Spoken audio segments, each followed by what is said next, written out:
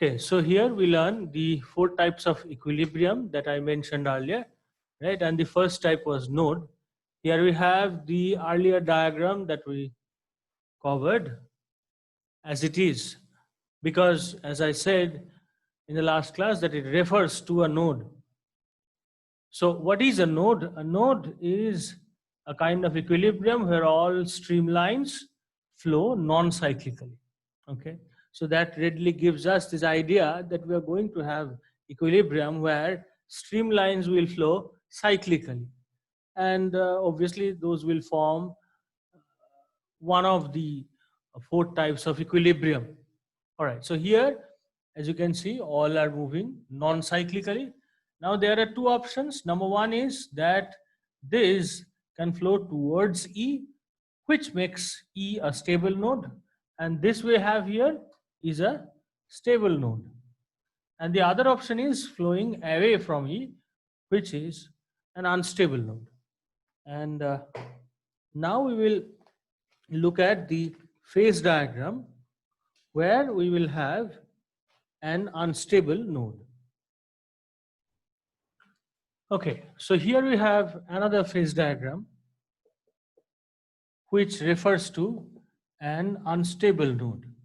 And here also, to maintain parity, we denote the equilibrium as E. This is our y dash equal to 0, above it is plus and then it's minus. So we have mentioned the mandatory markings, right? X dash equal to 0, minus and plus. And this gives us, following the usual thinking, a procedure that these are all the directional arrows are moving outwards or directing outwards.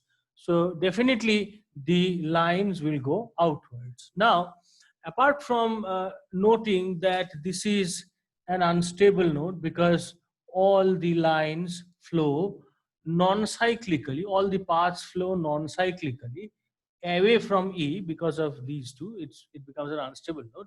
There is something extra that we must learn or we must make an observation of. And what is that? That is that here, unlike the other diagrams, streamlines never cross over region. So this is something that we did not have earlier. Here we don't have any streamline which will cross over. Why? This is simple, because there is no possibility under which any of these streamline can go in this direction or in this direction so that it may cross over. Okay, so this is our unstable node. Now, after node, the second kind of equilibrium that we are going to look at is called a saddle point, a term which is quite familiar to us. So, saddle point. Okay.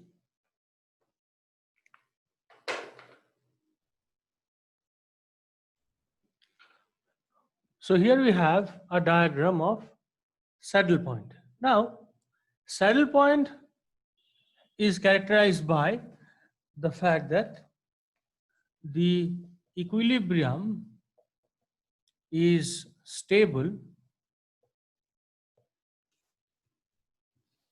in some directions and unstable in other directions, and that is readily visible from the diagram. Why? Because you see these 2 lines, they are converging to E, but these 2 streamlines, they are going away from E. Now this pair of converging streamlines in region 1 and what was region 2 and 4, sorry, and lines going away from E in region 1 and 3, they are special. So the convergent lines, they will be called stable branches. Stable branches. And we are going to have exactly 1 pair of them. So exactly 1 pair. Okay. Exactly 1 pair, who are and converging to E. And again, there will be a pair of, as we call it, unstable branches, and quite trivially, they will go away from E. So move away from E. So these are the observations which tells us, ensures this fact that this equilibrium E is stable in some direction. So those are these two directions, right? And it is unstable in other directions. So those are these two directions. Now that is readily visible also from the directional arrows. You see these two directional arrows, obviously they are showing that it is convergent, and these directional arrows, both of them are directing outwards. So definitely they will be diverging. But one additional fact about saddle point is very important. And that important fact is that though here we have streamlines which are crossing from one region to another, the important observation is all other trajectories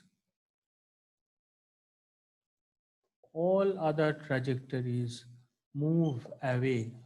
Okay, so we have a pair of stable branches, a pair of unstable branches, and all other trajectories move away. Hence you can understand quite easily that generally, or generally, I will not say this kind of a term. So you can see that saddle point is an unstable equilibrium. So our saddle point becomes an unstable equilibrium. So in comparison to the kind of equilibrium like node, we do not have, in some cases it's stable and in some cases it's unstable, that we do not have here. Okay, so we have seen non-cyclical variants, right? And now we will go to cyclical variant. And in that variant, the kind of equilibrium that we will deal with first is focus. And you'll observe that in some way or the other, you will have quite an incentive to view it as some continuous version of that cobweb models diagram, convergent case of cobweb model. Okay, so let's look at the diagram of focus.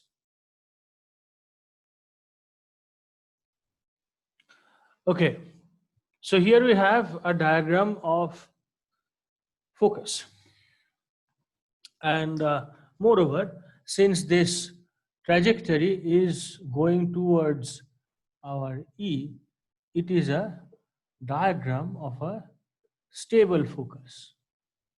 Okay, so now let's make some notes about what do we see here. First, about the characterization. Focus is characterized by, as we say it, whirling trajectories. Whirling trajectories. So it's not, I mean, truly mathematically speaking, it's not really cyclical in that sense, but obviously it's whirling. Okay, so it's a spiral, but it's a convergent spiral. Okay, so that's what gives us a focus. Now, there are some observations extra. Number one is that if these are whirling trajectories, then there can be two options quite similar to node. The first option is either all flow toward E. So that can be our one option. So either all flow toward E here, which is happening. So then it becomes a stable focus, right? So that's an example here. we can draw another line, right? And number 2 is obviously or all flow away from E. So that will make it unstable. Okay, so here we have the diagram of a stable focus. Now, the question is that in node we had non-cyclical, and here we have whirling trajectories. So natural question is this: why whirling trajectories? What are the criteria? What is so special about this x dash equal to 0 and y dash equal to 0, which makes it whirling? Okay. So obviously, this whirling depends on slope of the demarcation line. It's because of the slope that now we have focus. And what makes it stable or unstable? That depends on the relative placement. So where relative placement of x dash equal to 0 and y dash equal to 0. We are saying relative placement because it means basically that in an absolute way, where is x dash equal to 0 and where is y dash equal to 0, it doesn't count. What counts is this. What counts is with respect to x dash equal to 0, where is y dash equal to 0, okay? Or the vice versa. That's what relative placement stands for.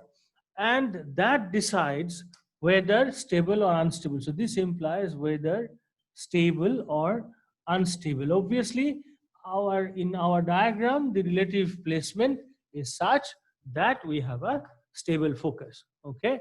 Now, note also that because we have a whirling trajectory here, the one streamline is crossing over all the regions. And while you draw, you must always remember that while crossing, there must be these lines, dotted lines, which shows the tangential nature on demarcation lines. They must be there. Okay. Okay. So this is about focus. Now we will move on to the last one, which is vortex. And it is easy to understand that the way saddle point was kind of different from node is kind of the same way vortex is different from the focus. Okay. So vortex. Now, vortex is also characterized by whirling trajectories, but they behave quite differently from this diagram, which is here now of focus. So let us look at the diagram of vortex. Okay, so here we have the diagram of a vortex. Now you can readily see it's basically an unending loop, right? It goes on and on and on and on like this. So it can be in the shape of a circle or simply oval. Just to mention, this is our x dash equal to 0. Above it is plus and below minus. Y dash equal to 0. On the left it is plus, on the right it is minus. And while drawing the loop, we have first, just to say the trick, we have first drawn the dotted lines and then we have connected it, right? And if you don't get a perfect circle, do not worry about it. No one is really looking for it. And these are the directional arrows, and the directional arrows shows us why this loop, why it will look like this. So these two arrows, so take a vector sum, it will go in this direction. Similarly in this direction, and it will rotate like this. Okay, so we have whirling paths, but in addition to this, the whirling trajectories form a family of loops. Yes, definitely, because this is not the only loop that is here, right? You start from another arbitrary point, you will get another loop. Okay. So what does it look like? Just to mention, concrete circles or ovals. Okay. Now, obviously, if it forms a loop, you start from any point, right? It will form a similar kind of a loop, and loop implies no path reaches E, right? Because the moment you reach, you cannot form really a loop, and it is only possible if you start exactly at the equilibrium point. So that said, it's quite trivial that vortex is an unstable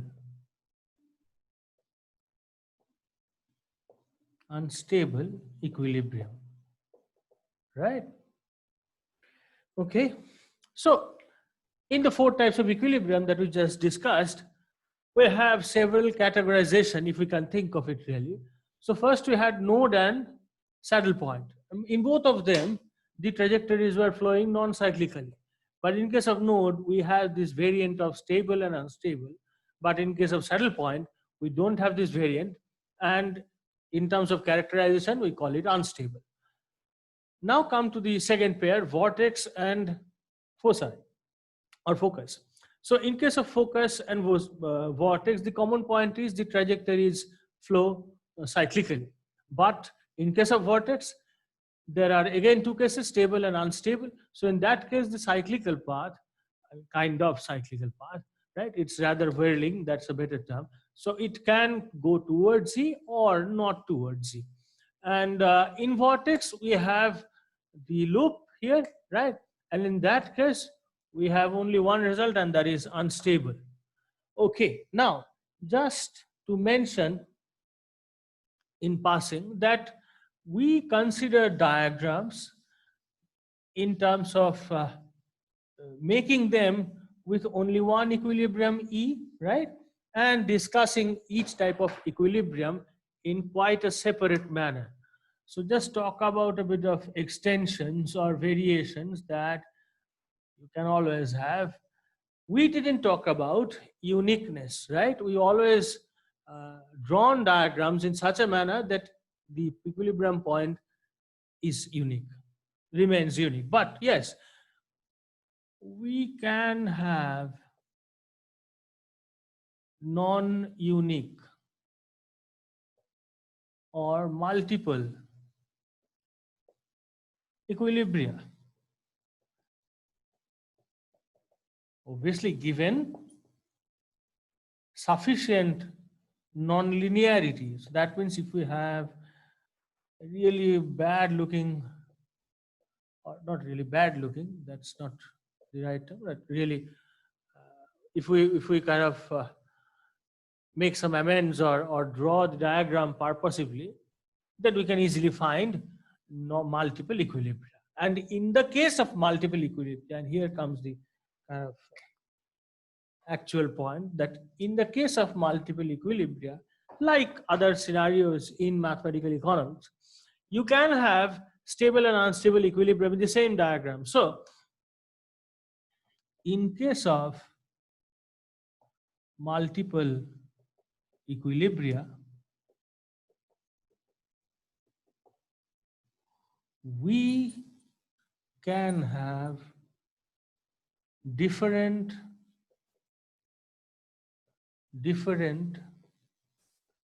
types of